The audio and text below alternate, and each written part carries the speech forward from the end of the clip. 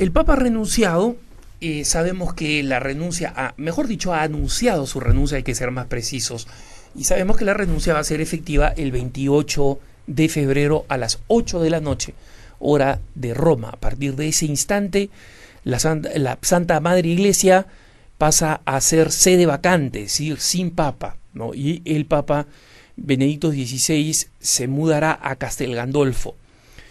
¿Qué es lo que sucede ahora? Lo que sucede ahora es la especulación sobre quién será el siguiente Papa.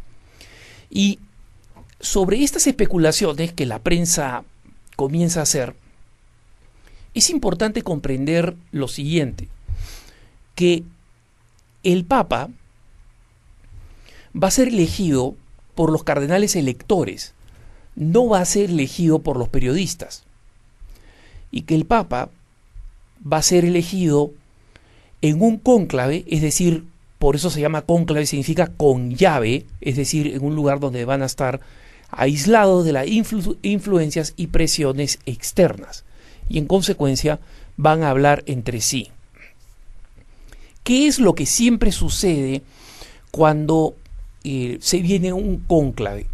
Vienen especulaciones infinitas sobre la naturaleza del Papa, sobre quiénes son los posibles, los papables, ¿no? Los papables, los que podrían ser papas, y alguno por ahí ha acuñado en el cónclave anterior los grandes electores, ¿no? A quienes llaman grandes electores, como saben ustedes, cada cardenal es un voto.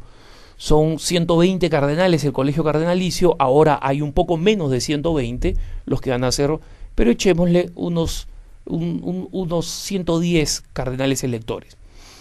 Los grandes electores son aquellos que se supone que tienen una influencia sobre varios cardenales, ¿no? Y que no solamente representarían su voto, sino que pueden influir o convencer a varios cardenales por su peso, por su prestigio, etcétera. Entonces ahora van a ver ustedes, se van a aburrir de ver fotos de este sería el posible, y siempre, acuérdense ustedes, siempre van a poner un africano. ¿Por qué? Porque es un tema de corrección política. Tiene que haber un africano en la lista, ¿no? Y en realidad la cuestión es arbitraria. ¿Cuáles son las probabilidades reales en este momento de que se escoja un papa africano? Personalmente pienso bajísimas por lo que conozco, y me puedo equivocar.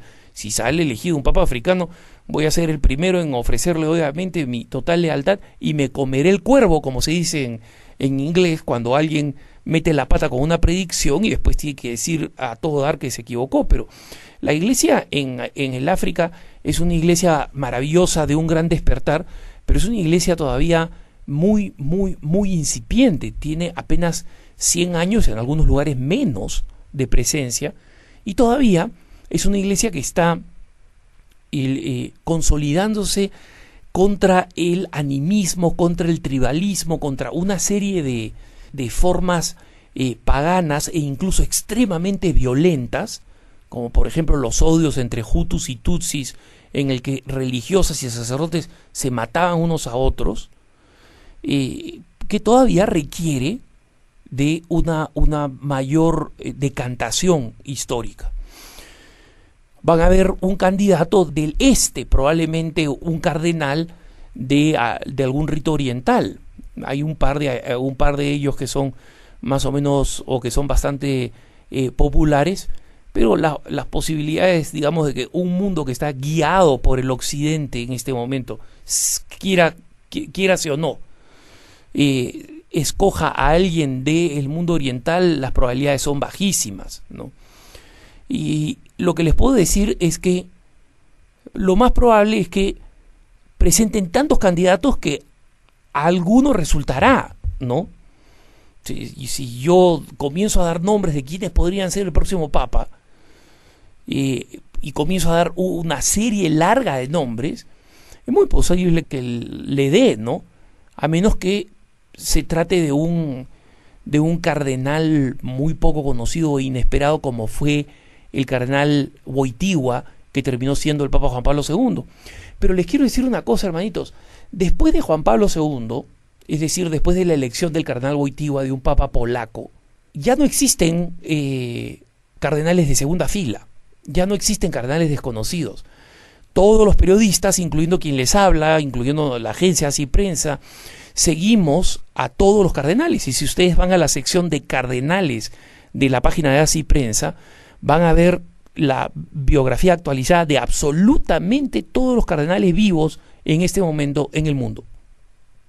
Y en consecuencia, estamos en un momento en el que difícilmente aparecería alguien que nadie se hubiera imaginado o que no era conocido. Ahora, el mundo periodístico que se interesa de verdad en los temas eclesiásticos tiene mucho cuidado de observar absolutamente a todos los cardenales, ¿no?, que son elegibles, es decir, menores de 80 años. Y obviamente, aplicando un poco de lógica, siendo que el mismo Papa Benedicto XVI ha dicho, se necesita alguien que tenga un poco más de juventud y de energía, eso quiere decir que muy probablemente no veamos a un Papa que tenga la edad que tuvo el mismo Benedicto XVI, es decir, cercano a los 80 años. El Papa Benedicto fue elegido cuando tenía 78. En consecuencia, es importante calcular ese factor. Se necesita alguien con energía, con fortaleza, pero eso, una vez más, no necesariamente está ligado a la edad. Si encuentran a un cardenal que tiene todavía la energía, pues lo podrá hacer, ¿no? Hay un cardenal romano que está vivo, y no solamente vivo, sino tremendamente activo, el cardenal Fiorenzo Angelini, que debe estarse aproximando a los 100 años, si es que no me equivoco. Ya pasaba los 80 cuando yo lo conocí hace muchos años, y todavía tiene una energía vital enorme, vive cerca del Vaticano, alienta la devoción al Sagrado Rostro de Jesús, se mueve mucho, es muy activo como protector de unas religiosas que además tienen como carisma promover esta devoción. Y en consecuencia, una persona mayor en algunos casos puede ser una persona con la energía necesaria para hacerlo, pero no es lo común. No es lo común en este mundo de arteriosclerosis y de colesterol malo y de hipertensión. Estamos pensando que muy probablemente el próximo Papa, entre una de sus características, tenga una relativa juventud.